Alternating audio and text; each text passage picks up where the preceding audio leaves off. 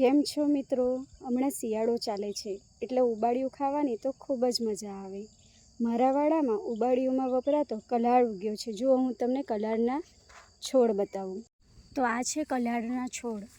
આ કલાળનો ઉપયોગ કરીને ઉબાડિયું બનાવવામાં આવે છે અને એ ઉબાડિયું ખૂબ જ સરસ લાગે છે. જુઓ કેટલો બધો કલાળ ઉગ્યો છે મારા વાડામાં. આ કલાળને માટલામાં ભરીને પછી પાપડી, રતાળું, શક્કરિયું વગેરે નાખીને એને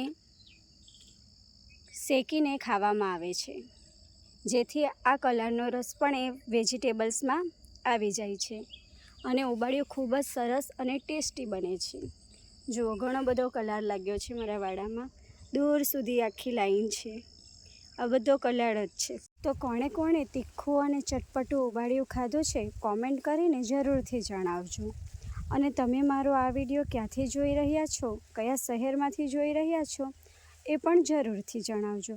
આવા જ અવનવા વિડીયો જોવા માટે મારી ચેનલને સબસ્ક્રાઈબ કરો, વિડીયોને લાઈક કરો અને બેલ બટન દબાવો. Bye bye.